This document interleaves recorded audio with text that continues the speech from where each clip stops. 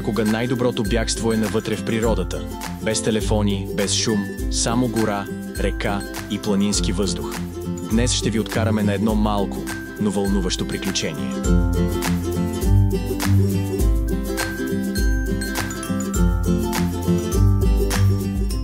Здравейте! В днешното видео ще ви отведем на една от най-живописните екопътеки в България – Бяла река. Намира се в Стара планина, близо до град Калофер, в рамките на Национален парк Централен Балкан.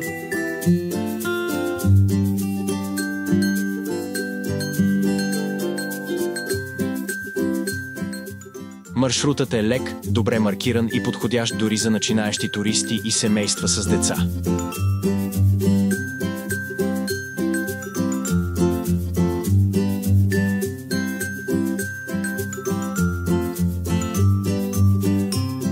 Пътеката минава покрай реката, с свежа растителност и сянка почти през цялото време. Навсякъде се чува шумът на водата, а въздухът е невероятно чист. Това е място, което буквално зарежда.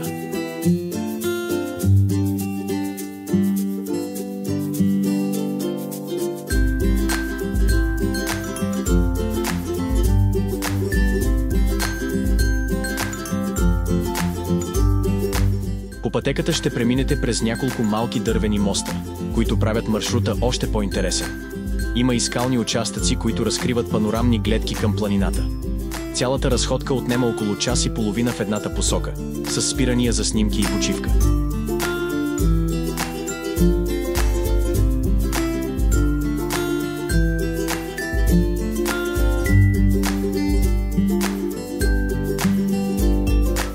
Местата за отдих по пътя са много удобни, с пейки и пространства край реката. Ако търсите лек маршрут с голямо въздействие, това място ще ви хареса.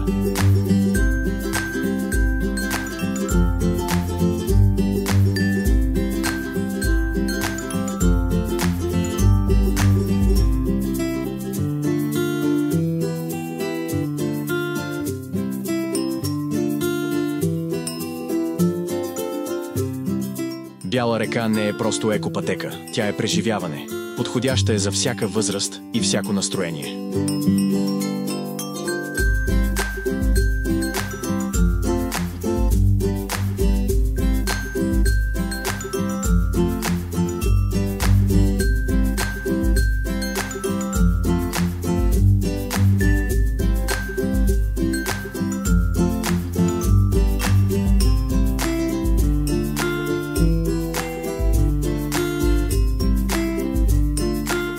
Благодарим ви, че бяхте с нас. Ако видеото ви е харесало, абонирайте се, оставете коментар и ни последвайте за още приключения из красивите кътчета на България и света.